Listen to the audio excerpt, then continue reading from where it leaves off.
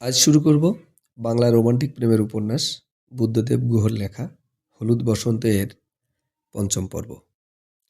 গাড়ি ভরা ঘুম, কামরা নিঝুম, শীতকালের রাত, 4টা অনেক রাত।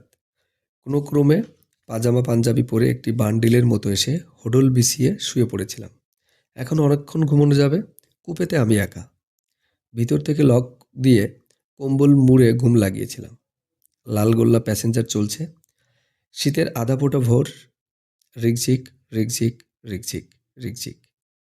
শুয়ে থাকতে থাকতে বুঝলাম একসময় ভোর হলো। চোখ মেললাম। বাইরে সোনালি রোদ আকাশময় সাঁতরে বেড়াচ্ছে। মনে হলো যেন এই সকালে কারো কোনো দুঃখে ডুবে মরার ভয় নেই। পায়ের কাছের জানলা দিয়ে এক ফালি রোদ এসে ধূসর কম্বলে লুটিয়ে পড়েছে। শিকারে টিকারে গিয়ে আমার যখন ভীষণ শীত করে, পাতার ঘরে কি কখনো ডাকবাংলোর চৌপায়ায় যখন একটি কি দুটি কম্বলেও শীত মানে না, ঠোঁট যখন ঠান্ডায় নীল হয়ে যায়, পায়ের পাতা দুটি হিমেল হাওয়ায় হিম হয়ে ফ্যাকাশে হয়ে আসে, তখন আমি নয়নার কথা ভাবি। নয়না সোনার ভাবনা তখন কোনো চিকন পাখির পালকের লেপের মতো আমার কম্বলের তলায় আস্তে আস্তে ছড়িয়ে যায়। আমার সমস্ত সত্তা উষ্ণ হয়ে উঠতে থাকে ধীরে ধীরে। তারপর আমার সমস্ত আমিত্বে একটি মিশ্রণ চিতাবাঘের চেকনায় লাগে। শীত কাকে বলে আমি ভুলেই যাই। কিন্তু এই রেলগাড়ির কামরার সামান্য শীত অত সব দরকার হয় না। এমনি শুয়ে শুয়ে রোদ দেখলেই গা গরম হয়ে ওঠে, ভালো লাগে।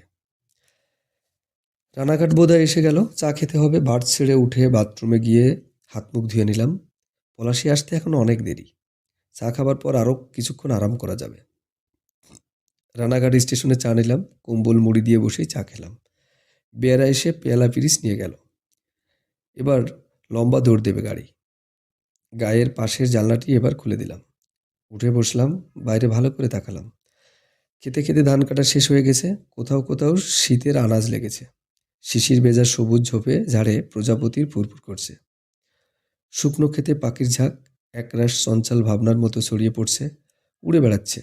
দূরে দূরে আম কাঁঠাল ঘেরা ছোট ছোট গ্রাম, কাছাকাছি ভ্যারান্ডার বেড়া দেওয়া কাদালেপা বাড়ি। পুকুর পাড়ে হাঁস প্যাক প্যাকাচ্ছে। কোথাও খোঁটায় বাঁধা একলা ছাগল দার্শনিকের মতো এদিকে চেয়ে কত কি ভাবছে। বাঁশবনের ছায়ায় ছাতার পাখিরা পঞ্চায়েত বসিয়েছে। স্যাঁ স্যাঁ স্যাঁ স্যাঁ করে পরনিন্দা চর্চা করছে। সেই নদীটি এলো। কি নীল জল! যতবার নদীটি পেরোই প্রতিবারই নতুন করে ভালো লাগে। ছিপছিপে নীল, ব্যক্তিত্ব সম্পন্ন নদী। গুমগুম গুমগুম গুমগুম গুমগুম করে লোহার কড়িবর্গা পেরিয়ে রেলগাড়ি নদী পার হলো। পার হয়ে ছুটল রিকঝিক রিকঝিক রিকঝিক। বাইরের আদিগন্ত আকাশ আর সোনালি রোদ্দুরে তাকিয়ে হঠাৎ আমার মনে হলো যেন দূরে রেলগাড়ির পাশে পাশে গাড়ির সঙ্গে পাল্লা দিয়ে কাল রাতের নীল বেনারসি পরা নয়না সোনা সুরি খেতে সরিষা খেতে শাড়িতে ঢেউ তুলে তুলে ছুটে চলছে। ওকে দৌড়ালে যা সুন্দর লাগে! চিকি চিকি চুং, চিকি চিকি চুং, টাকা টাকা টিকি টিকি টং। গাড়ির তালের সঙ্গে তাল মিলিয়ে একবার ত্রিতালে, একবার কার ভাই, একবার দাদরার ছন্দে নয়না আমার পাশে পাশে নীল বেনারসি পরে ছুটে চলছে, যেন উড়ে উড়ে চলছে।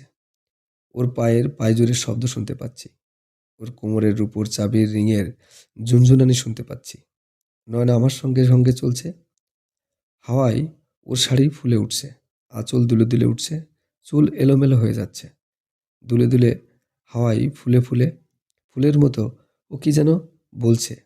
হাওয়া আর চাকার শব্দ কথাগুলোকে নিয়ে কাপাস তুলোর মতো উড়িয়ে দিচ্ছে। শুনতে পাচ্ছি না কিছু, কেবল বুকের কাছে নয়নার অস্তিত্ব অনুভব করছি। আমার সবটুকু ভালো লাগা এই ভোরে রোদ্দুর হয়ে আকাশময় মাঠময় বিশ্বময় ছড়িয়ে গেছে। মনে হলো ট্রেনটির গতি কমে এলো। চাকাগুলি কুমিরের শীষ দেওয়ার মতো আওয়াজ করতে লাগলো। হঠাৎ দেখলাম নয়না নেই। নয়না আমার সঙ্গে আর দৌড়াচ্ছে না। বীরনগরে পৌঁছে গেছে গাড়ি। বড় বড় সেগুন গাছ, সেগুন গাছের বন হয়ে আছে স্টেশনের দুপাশে। মনে হয় না নদিয়া জেলায় আছি। গদা পিয়াশাল বা শালবন বলে মনে হয়। ট্রেনটা দাঁড়িয়ে পড়ল। সেগুন বনের আড়াল থেকে প্যাকু প্যাকু করে সাইকেল রিকশার হর্ন শোনা যাচ্ছে। প্ল্যাটফর্মে একটি বিতিকিচ্ছিরি বিন্তা বউ একটি নীল রঙা শাড়ি পরে দাঁড়িয়েছে। ভেবেছে বুঝি নীল রঙা শাড়ি পরলেই নয়নার মতো দেখাবে, সঙ্গে হলুদ শার্ট পরা নতুন বর, টোপর মাথায়। বীরনগরে ক্রসিং হবে, এখানে সিগন্যাল লাইন। কৃষ্ণনগর থেকে ডাউন লালগোল্লা প্যাসেঞ্জার আসবে, তবে এই গাড়ি ছাড়বে। প্রতিবারই এমনি করে অপেক্ষা করতে হয় কোনো এক গাড়ির, যে গাড়ি আগে আসে। নয়না আমার সঙ্গে সঙ্গে আসছিল, একটু আগেও দেখেছিলাম। জানি না ও এখানে দৌড়ে আসছে কিনা। কি বলছিল শোনা হলো না। বলছিল হয়তো, রিজুদা, কাল আপনি না খেয়ে চলে এলেন বলে আমারও খাওয়া হলো না। অসভ্য, না খেয়ে চলে এলেন কেন? জানি না কি বলছিল। জানি না বীরনগরে আমাকে অপেক্ষা করতে বলছিল কিনা। দরকার হলে, মানে ও এখানে আসবে জানলে আমি আজীবন অপেক্ষা করতে পারি। শুধু এই জীবনই বা কেন, অনেক জীবন। জানি না আমি আর একই সিগন্যাল লাইনে একই লালগোল্লা প্যাসেঞ্জারের দুটির মতো বিপরীত মুখোমুখি ছুটে আসছে কিনা। জানি না আমি আরও একই সিঙ্গল লাইনে একই লালগোল্লা প্যাসেঞ্জারের দুটির মতো বিপরীত মুখে ছুটে আসছে কিনা। নয়না কিন্তু আমার সঙ্গে একই দিকে ছুটছিল, আমার পাশে পাশে।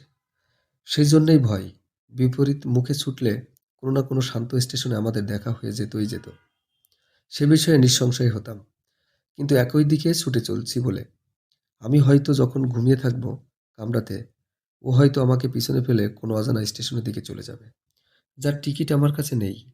অথবা একই কানিন রেলগাড়ির কামরার মতো কোনো কামরা আমার ইচ্ছার বিরুদ্ধে, আমার অজানিতে হয়তো আমার নয়নার কাছ থেকে আমায় দূরে, বহু দূরে নিয়ে চলে যাবে। কোনো স্টেশনে হয়তো আমাদের আর দেখা হবে না। বড় ভয় করে, আমার বড় ভয় করে। ঘন্টা পড়ল, ডাউন লালগোল্লা প্যাসেঞ্জার আসছে। নীল বেনারসি পরা কুৎসিত বউটি একটু হাসল। বরটি যেন কি বলল, তারপর বিড়িটাই একটি শেষ সুখ টান দিল। ওদের দুজনের জীবনের আপ ট্রেন আর ডাউন ট্রেন বীরনগরের মতোই কোনো পূর্ব নির্ধারিত স্থানে ক্রসিং করেছে। ওদের দেখে খুব ভালো লাগলো। ওরা হারিয়ে যায়নি, দুজন দুজনকে হারিয়ে ফেলেনি। এমন সময় গুম গুম করতে করতে অন্যদিক থেকে ট্রেনটি এসে ওদের মুখ দুটি আমার চোখ থেকে মুছে দিল। একটি খয়েরি চলমান রেখা ধীরে ধীরে প্রশস্ত হয়ে থেমে গেল লাইনের ওপর। আমার দাঁড়ানো কামরার তলা থেকে একটি ধবধবে বেড়া লাফ দিয়ে নিচু প্ল্যাটফর্মে উঠল। দুষ্টুমি করে আমাকে একবার চোখ টিপল। তারপর শীতের রোদে আড়মোড়া ভেঙে আর এক লাফে প্ল্যাটফর্ম ছেড়ে সেগুন বনে লাফিয়ে নামল। দরজা খুলে মুখ বাড়িয়ে পিছনের মাঠ ভরা সোনালি রোদ্দুরে তাকালাম। এখনও আমার নয়না দৌড়ে আসছে কিনা দেখার জন্যে।